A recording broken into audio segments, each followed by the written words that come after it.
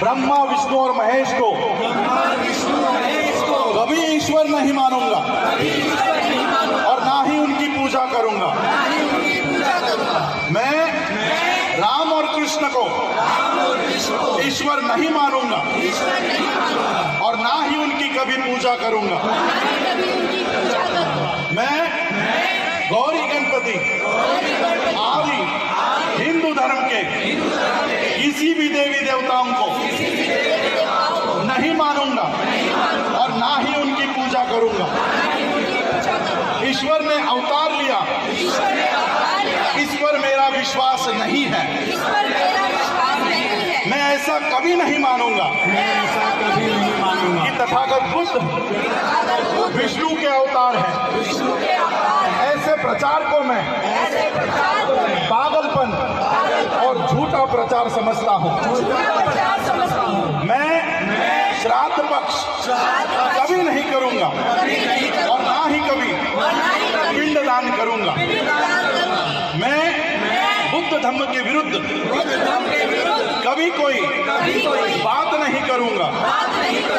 मैं कोई भी क्रियाकर्म ब्राह्मणों के हाथों से नहीं करवाऊंगा। मैं इस सिद्धांत को मानूंगा कि सभी मनुष्य एक समान है। मैं समानता की स्थापना के लिए प्रयत्न करूंगा। मैं तथागत बुद्ध के अष्टांग मार्ग का पूरा पालन करूंगा।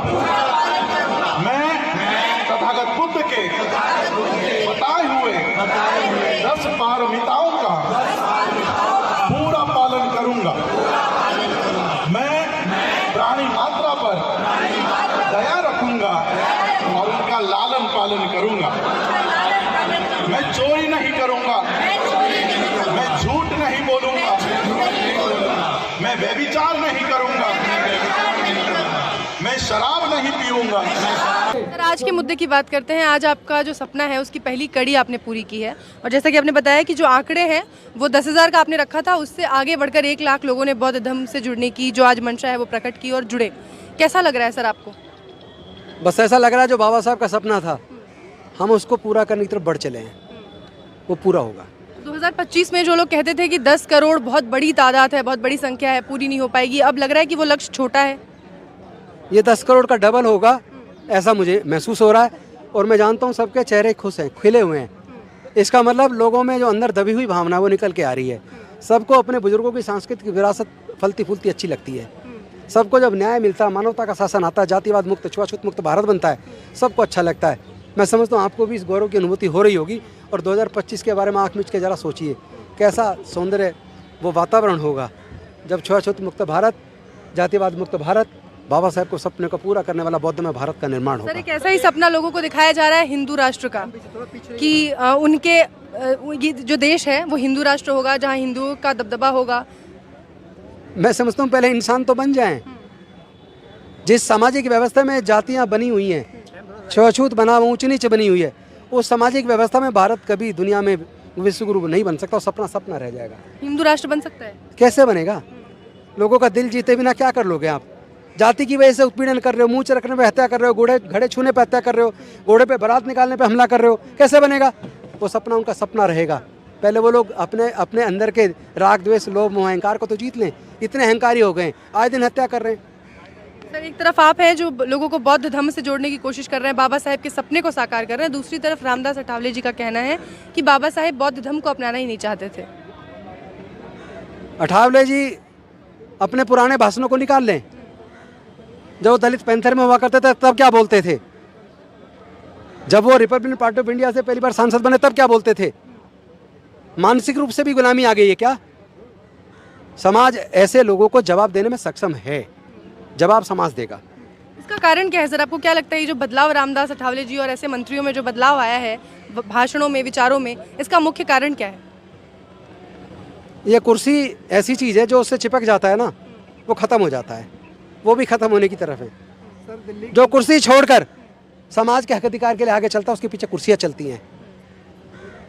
लोग अपनी अपनी अपनी अहमियत समझें, लोग अपने बुजुर्गों की सांस्कृतिक विरासत की अहमियत को समझें, लोग मानवता की ताकत को समझें, लोग अपने अंदर धैर्य पैदा करें। धैर्य ताकत है।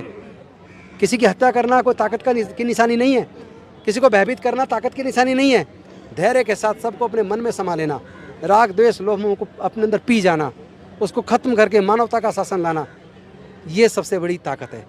इसी को जीना होगा। सर वो लोग जो अभी भी हिंदू धर्म में हैं और उस मोह में पड़े हुए हैं, मंदिर और पूजा पाठ कर्म कांड में पड़े हुए हैं, जो खुद को उससे अलग नहीं कर पा रहे हैं, उन लोगों के लिए क्या संदेश देना चाहेंगे? वो तैयार रहें। जिस तरह अभी मूर्ति छूने पे हत्या हुई है 3 दिन पहले प्रतापगढ़ में, उनमें से भी उसके किसी भाई बहन की हत्या होने वाली है। वो तय कर लें, उन्हें छुआछूत मुक्त भारत चाहिए, जातिवाद मुक्त भारत चाहिए, या जाति की वजह से गुलामी चाहिए, उत्पीड़न चाहिए, बदहाली चाहिए, असमानता चाहिए, विषमता चाहिए। वो तय कर लें, उनको तय करना होगा। अपने भाषण में आरक्षण को कहा खत्म कर देते हैं हमें बराबरी का।